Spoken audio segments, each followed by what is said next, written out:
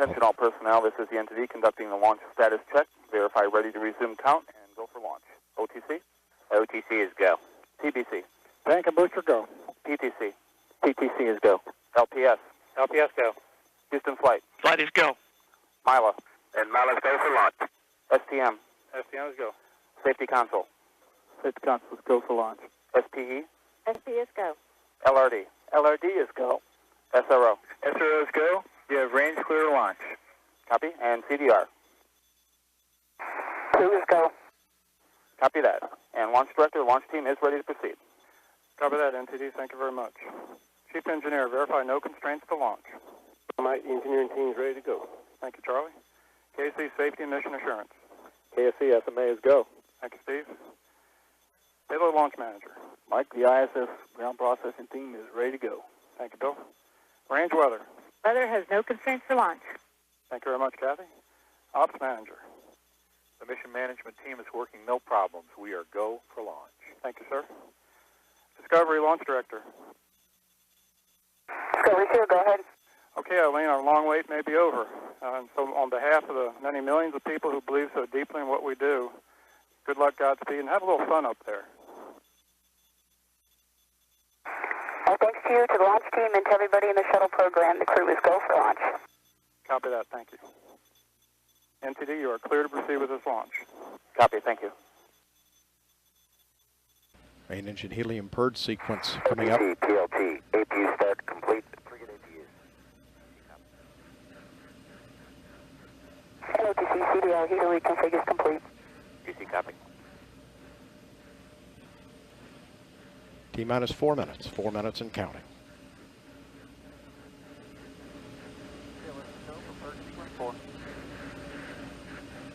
Main engine purge now underway, and the orbiter's aerosurface profile test is beginning.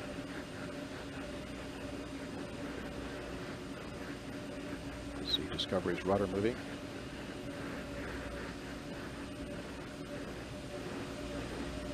Main engine gimbal check, steering check coming up.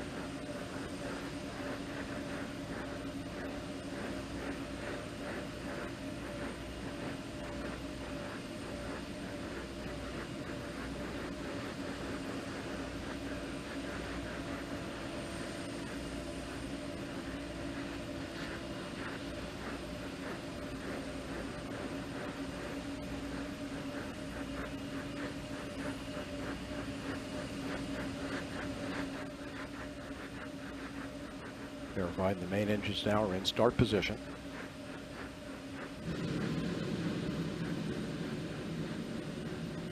CLS is go for ET LO2 pressurization. And now we should have retraction of the gaseous oxygen vent arm. The GOX vent arm will pull away from the top of the external tank, the beanie cap so-called.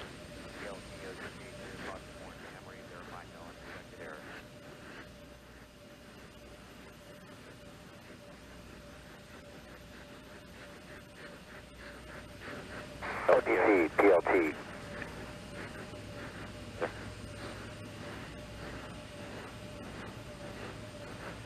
OTC, PLT, customer memory cleared. No unexpected errors. Copy that, thank you. Discovery, OTC, close and lock your visors and initiate O2 flow. T-minus 2 minutes. Visors and O2 flows in work.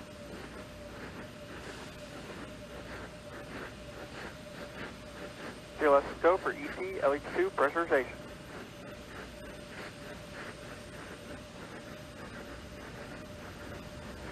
MS5. External tank bipod heaters now being deactivated.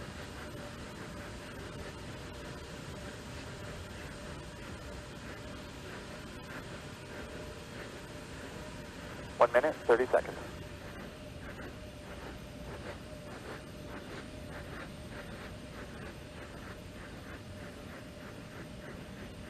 Sound suppression water system now being armed.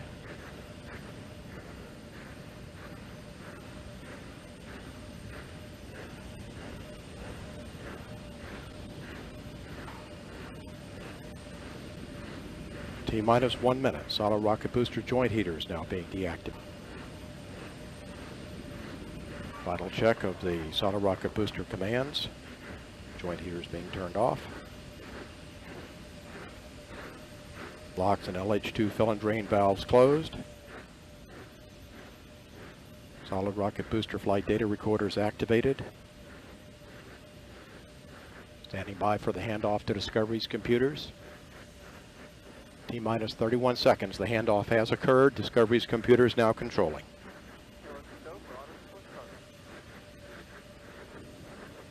25. Firing chain is armed. 20. Sound suppressor water system is being activated. 15. Range station systems armed. T-minus 10 seconds. Go for main engine start. 7, 6. Let's go for main engine start. Main is up and 2, 1. Booster ignition. Liftoff of Space Shuttle Discovery, beginning America's new journey to the moon, Mars, and beyond. And the vehicle has cleared the tower. Here's the Discovery roll program. Houston now controlling flight Discovery.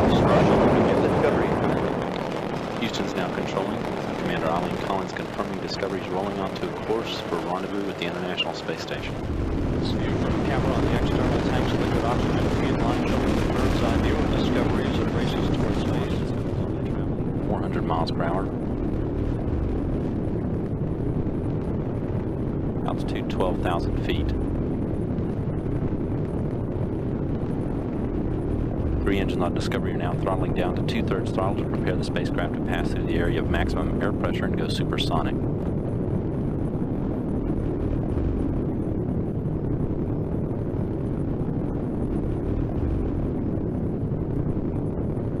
Since launch, Discovery speed now 900 miles per hour. Discovery, Houston, go at throttle up.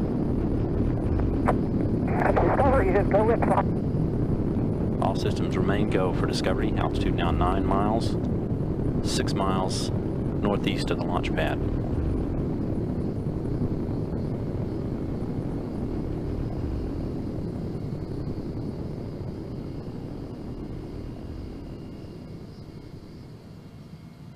One and a half minutes since launch, Discovery's already consumed more than 2.25 million pounds of propellant. It weighs less than half of what it did at liftoff.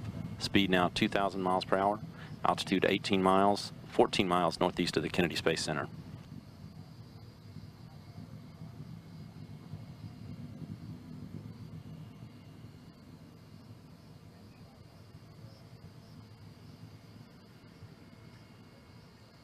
Standing by now for burnout and jettison of the twin solid rockets.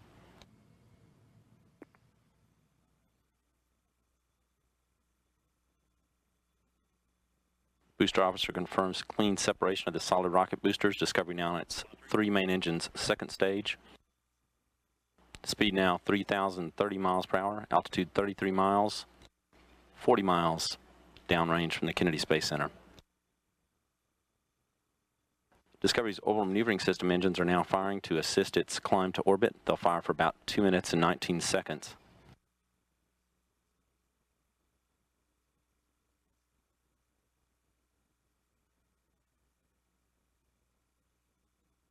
This again a view from camera on the external fuel tank for Discovery. Discovery, Houston, 2 engine, Zaragoza. Discovery is 2 engine, Zaragoza. That call that Discovery could perform a transatlantic landing at a Spanish Air Force base in Zaragoza, Spain if required. 3 engines continue to operate well. All systems in good condition. Altitude now 254,000 feet or about 48 miles. Discovery speed 4,500 miles per hour.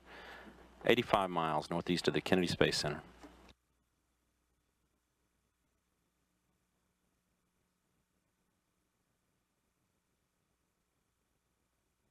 About 5 minutes left until cutoff of Discovery's 3 main engines.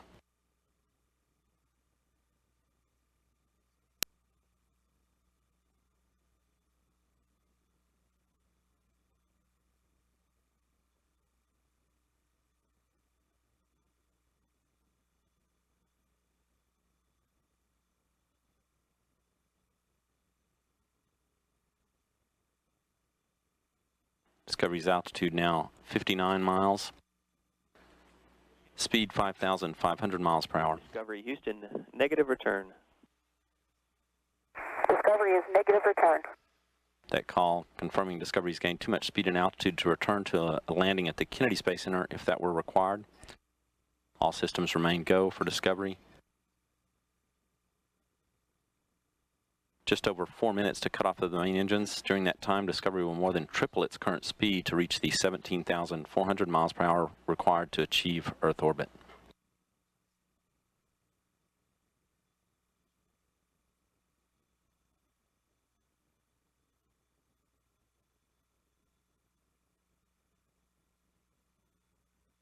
Discovery 200 miles northeast of the Kennedy Space Center now, altitude 65 miles, speed 6,700 miles per hour.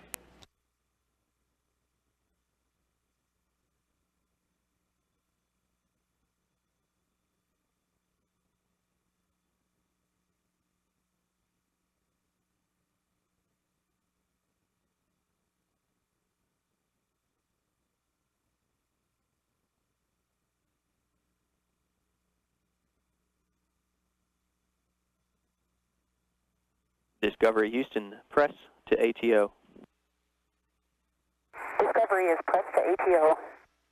That call indicating Discovery could reach a lower than planned but safe orbit on only 2 engines if needed. All 3 engines continue to operate well at full throttle. Speed now 8,000 miles per hour. Altitude 67 miles, 300 miles northeast of the Kennedy Space Center. Discovery Houston, single engine ops 3. Discovery is single engine ops 3.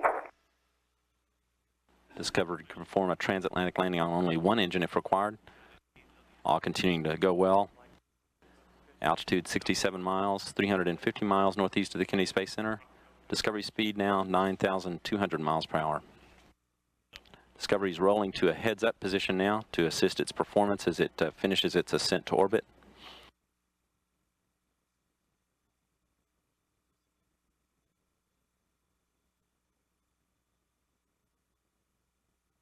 Discovery Houston, press to MECO and single engine Zaragoza 104.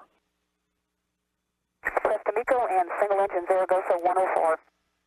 Those calls that Discovery could reach its planned orbit on only 2 engines if needed. All 3 continue to operate well at full throttle. Just under 2 minutes to cut off of the main engines now. Discovery Houston, we see a nominal shutdown plan. You will be go for the plus X and go for the pitch maneuver. Nominal shutdown plan, go for the plus X and go for the pitch maneuver. Good copy. About 1.5 minutes to cut off of the main engines. Those calls confirming that the crew is go to do a plus X maneuver after jettison of the external tank to clear. Discovery Houston, single engine press 104. Single engine press 104. Plus X maneuver to clear the tank, and also then a pitch maneuver that will provide handheld photography by the crew through the windows of the vehicle of the external tank after it's jettisoned. Oh, so nice to see all you folks. Now, Discovery speed. Very nice for you to come here. It's a long ways out here in the country, isn't it? Well, we welcome you to the only Aviation Cadet Museum in the world, and we have displays here that no one else has. For instance, we have an F-105 cockpit section, and that particular one flew in Vietnam in combat, and it was used to escort the buffs. And a buff is a big ugly fella to keep it nice, and it's a B-52. But that aircraft there actually flew missions on that, and it is the only one that we know of that is portable. It's actually on a trailer. A number of years ago, Pat Boone, for those of you who remember Pat, came to Branson as the parade chief, and he rode in that. And it was towed all through the whole Branson show there. And we have smoke for it and music, and it's a pretty nifty little thing. You know, about 7,000 pounds, a nifty little thing. And in the middle here, we have the Errol ball. That was built by John Barnes, who is the great-grandson of Mr. Barnes and Noble. And when he died, he left John $3 million, and he decided, well, I can put this into shopping malls. We'll make a prototype and then we'll see if we can get the business up. So he built it at the cost of about $3 million. And it takes at least 2 people to operate this thing, and you can only have 2 inside. But it's a very, very advanced simulator, particularly for 1997. I mean, this thing is way up beyond its day. Unfortunately, it takes a good technician to operate it. It didn't work out financially for him. But you can look into that when you get up here. And you can also go look on the 105. It's got a catwalk as you can go up. And you won't find any cats on it. But you can go up and look in and see what it was really like. This is the real McCoy. This is no fake. And then we will go to the T-29, which is over here. And you'll climb the steps. And first you'll learn about how the navigators, who were cadets also, as well as bombardiers, how they learned their trade and what they did. All the tools of it are in that display that's behind this up on that wall, which you'll see in a few minutes. And it explains what the navigators used. And many of these tools and instruments are not in use anymore.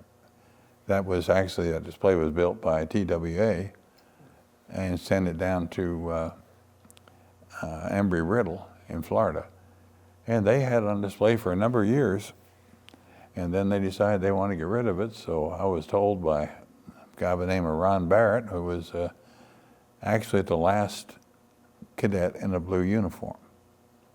And I hope he is well. I don't think he is. He had a stroke. I just found out. So we're praying for him. But that will explain all of that, and then we'll take you for an actual flight. It's about a 3-minute flight on the T-29. And we'll try not to get you airsick. It's, not that rough. It's smooth today.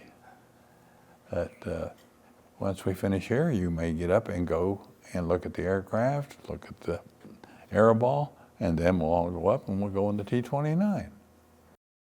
Now behind me here are a bunch of consoles from NASA, from Firing Room 3 down in Florida, and they were actually used to launch the shuttle. We're privileged to have them. And we have a desk here that was actually used for the same purpose. And there's 3 of those in existence. That's the one here, one in some college, and I don't know where the other one ended up. But they're extremely rare also. But these all do work. All of this works. It's a question of getting it all hooked up correctly. But it's a very interesting piece. And I guess now we can go ahead and let you go and look at all the things that are on the floor here, and then we'll go up.